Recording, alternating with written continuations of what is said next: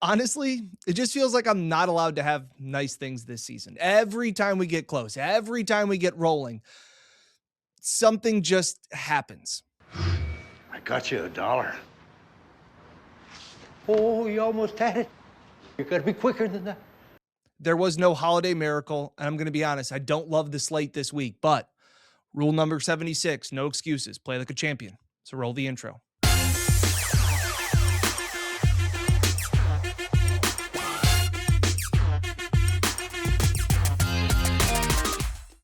Hey everyone, and welcome back to another edition of Uncle Dan's Best Bets here on the Buffalo Plus YouTube channel located inside the beautiful Connors and Ferris podcast studio. As always, we appreciate your support, myself, especially in our Uncle Dan Best Bets community. As always, be sure to like, comment, and subscribe. Always have appreciated your support, just like we have appreciated the support of Bob Johnson Auto Group. Working with Daryl, I've said it, like literally, like getting a new car probably in the next few days, working with Daryl out in Leroy. Bob Johnson Auto Group is the best. Buying, selling, trading, leasing, whatever you need to do, be sure to check out the Bob Johnson Auto Group, a proud sponsor of Uncle Dan's Best Bets. Go out there, check in with them, tell them that Uncle Dan sent you. So I hope everybody had a happy, joyful, and healthy holiday season. Let me be the first to wish you a happy new year. And maybe next year will be our year, but it certainly wasn't this year. It's just been one of those years. I don't know if you've been following along what it's felt like for you. I know the public's been getting killed. We try not to be on the public side of a lot of things, but it has just been one of those seasons where every time we've gotten rolling, I just guess I'm not allowed. I guess I'm just not going to allow to roll make this cool intro that I've been really wanting to do. But nonetheless, last week, 5-8.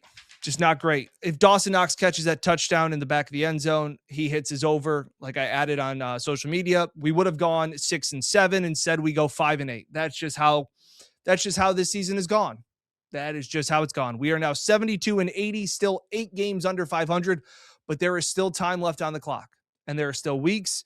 And the Bills are in the postseason, so that means Uncle Dan's Best Bets will continue at least until the end of the Bills season. Whenever that is when Uncle Dan's Best Bet stops. That's what we've been doing the last few years. And those have been some times where I've gotten myself over 500. So we will need to do that again. Don't love the slate this week. Like I said in the open, a lot of teams tanking, a lot of, I'm recording this on Friday afternoon. Obviously had Christmas Eve and Christmas Day off. Getting into this now, week 17 slate's kind of ugly.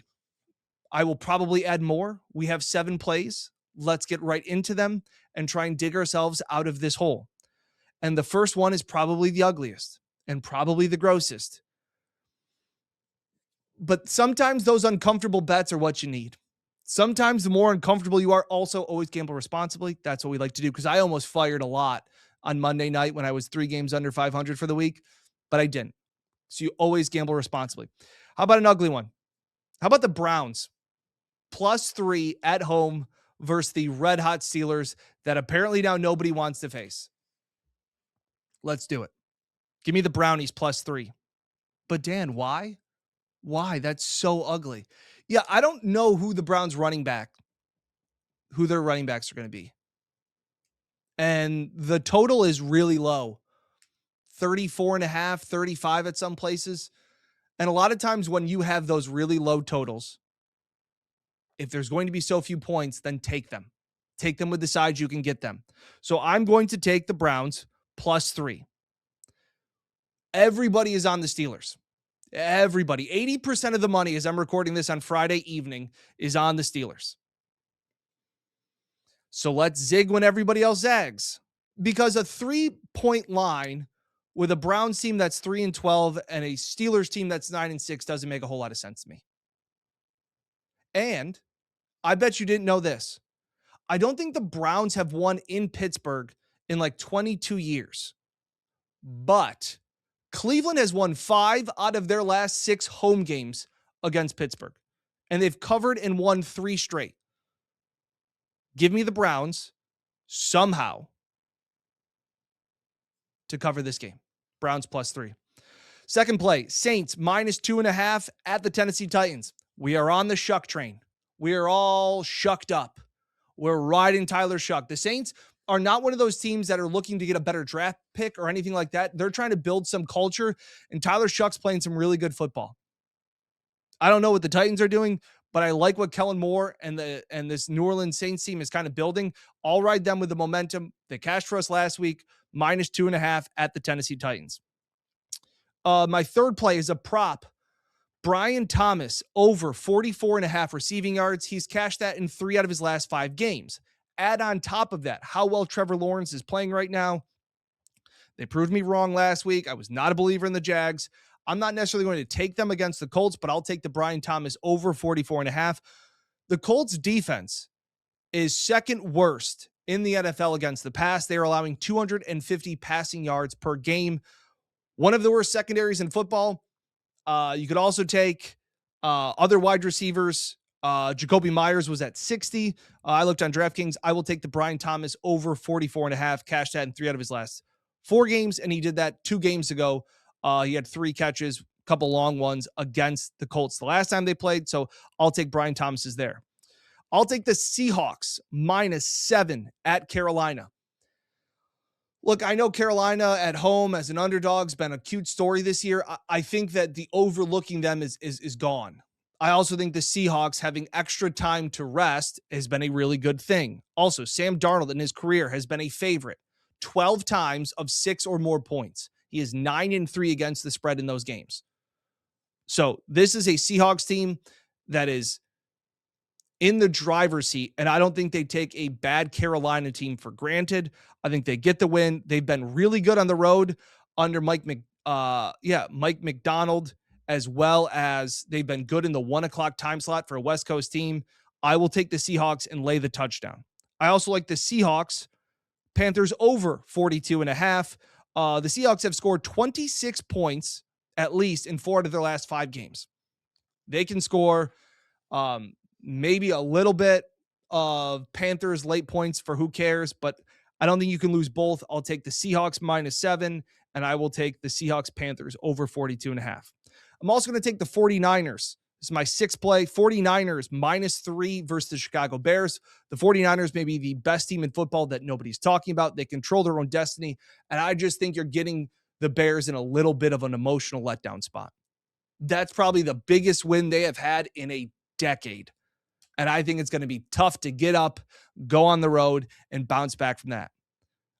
Scott Van Pelt always talks about, general principle plays. This is beating your rival on a walk-off and now having to go on the road and play a really hard team. So I will take the Niners -3 versus the Bears. And finally, I will be adding more because there's only 7, and we're not going to get back to 500 just 6 and 7 card plays. Always gamble responsibly. But I'll take James Cook over 105.5 rushing and receiving yards. So he has done this in each of his last 5 games. In all of his last 5 games, James Cook has gone over 105 total yards rushing and receiving. He has been a crucial part of their offense.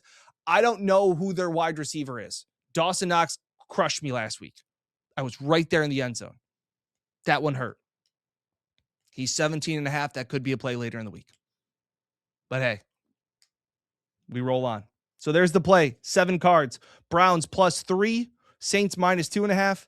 Brian Thomas over 44.5. Seahawks -7. Seahawks Panthers over 42.5. 49ers -3.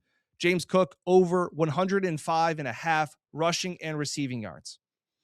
8 games out of 500. Under 500. Got to get better. The tough get going. The going gets tough. Something like that. Appreciate your support as always. Hope you had a great holidays. We will catch you next time we'll catch you next year. How about that? We'll do that dad pun. Hope everybody had a great time. And if I don't win this week and you've stayed to the end of this video, if we don't have a winning week, Shane's going to make my picks next week. My daughter, 5-year-old daughter Shane, will make all my bets. We'll ask her each game. She'll pick the spread. And we'll go from there. So hope you stay to the end to watch that. Otherwise, you'll be really confused next week. Appreciate the support. As always, be sure to like, comment, and subscribe. Best of luck to your plays this weekend. Drop your good ones in the comments below. We'll catch you here next time, next year on the Buffalo Plus YouTube channel. Let's beat the odds together as I break down the NFL betting lines, who will cover, and who is poised for an upset. Uncle Dan's Best Bets on Buffalo Plus. New each Saturday on YouTube or wherever you get your podcasts. Sponsored by the Bob Johnson Auto Group.